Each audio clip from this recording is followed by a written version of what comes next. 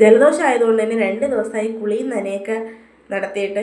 അപ്പം നിങ്ങൾ വിചാരിക്കും ഞാൻ ഇനി എങ്ങനെ കുളിക്കാൻ കുഞ്ഞാണോന്ന്. അല്ല, ഞാൻ മേല് കഴുകുന്നുണ്ട്. തല ഇന്നിനിപ്പോൾ നനയ്ക്കുമെന്നൊക്കെ വിചാരിച്ചിരുന്നതാണ്. പക്ഷേ ഇങ്ങനെ പോയിട്ടൊക്കെ വന്ന് തലയൊക്കെ വേർത്ത് കുളിച്ചാൽ ശരിയാവത്തില്ല, വീണ്ടും ചിലപ്പോൾ കിടപ്പിലായി പോകും. എനിക്ക് എന്ത് അസുഖം വന്നാലും വലിയ പ്രശ്നമൊന്നുമില്ല, അതായത് പനിയോ അങ്ങനെ എന്തെങ്കിലും. പക്ഷേ ജലദോഷം അതെനിക്ക് താങ്ങാൻ പറ്റാത്ത കാര്യമാണ്. ഒന്നാമത്തെ കാര്യം, നമ്മൾ ഉറക്കം ശരിയാവില്ല, മേല് വേദന എല്ലാം കൊണ്ട് നമ്മൾ കിടന്ന് കഷ്ടപ്പെട്ടു.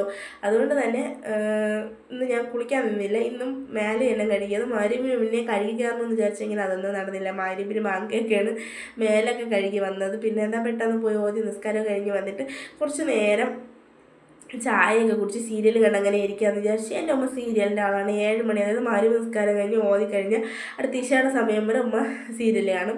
അപ്പം അത് കണ്ട് കണ്ട് നമുക്ക് ശീലമാണ്. എനിക്ക് ഭയങ്കര ഇഷ്ടമാണ് സീരിയൽ കാണാൻ വേണ്ടി. അങ്ങനെ കുറച്ച് നേരം സീരിയലൊക്കെ കണ്ടിരുന്നിട്ട് നേരെ അടുക്കളയിലോട്ട് ഇറങ്ങിയിട്ടുണ്ടായിരുന്നു. പ്രത്യേകിച്ച് വിഭവങ്ങളൊന്നുമില്ല. ഒരു സാമ്പാർ ഉണ്ടാക്കണം, അപ്പം ചൂടണം. നമുക്ക് പിന്നെ എന്തിൻ്റെ കൂടെ, അപ്പത്തിൻ്റെ, ദോശയുടെ, പുട്ടിൻ്റെ കൂടെ എന്തിൻ്റെ കൂടെ സാമ്പാർ പോകണം. നമുക്ക് പിന്നെ അത്ര വലിയ ഡിമാൻഡൊന്നും ഇല്ലാത്തതുകൊണ്ട് പ്രശ്നമില്ല. ഇന്ന് സാമ്പാർ ഉണ്ടാക്കിയാൽ നാളെ രാവിലെ ഇഡ്ഡലിക്ക് എടുക്കാമല്ലോ, രണ്ടുണ്ട് ഉദ്ദേശം. അപ്പം എന്താ, സാമ്പാർ പെട്ടെന്ന് പരിപ്പൊക്കെ ആദ്യം വേവിച്ചു, പിന്നെ എന്താ കഷ്ണങ്ങളെല്ലാം കൊണ്ടിട്ട് അരപ്പൂട്ട് വേവിച്ചിട്ട് കടു താളിച്ചെടുത്ത്. കുക്കറുള്ളതുകൊണ്ട് സാമ്പാർ വയ്ക്കുന്നതൊക്കെ ഇതാന്ന് പറയുമ്പോൾ നടക്കും. പിന്നെ പെട്ടെന്ന് തന്നെ അപ്പം ചുട്ട് തുടങ്ങിയിട്ടുണ്ടായിരുന്നു. അപ്പം ആദ്യം ഒന്ന് ഒഴിച്ചപ്പോഴത്തേക്കും ഭയങ്കരമായിട്ട് കട്ടി പോലെ തോന്നി. പിന്നെ കുറച്ച് വെള്ളവും കൂടെ ചേർത്ത് കലക്കി പാർന്ന് ഒഴിച്ചിട്ടുണ്ടായിരുന്നു. അപ്പമൊക്കെ ചുട്ടുടനെ ആദ്യം റംസാന്, പിള്ളേർക്ക് ഈ അടുപ്പിൻ്റെ മുട്ടിൽ നിന്ന് ചൂടോടെ കഴിച്ച് അത് തന്നെ ശീലമായി പോയിട്ടുണ്ടായിരുന്നു.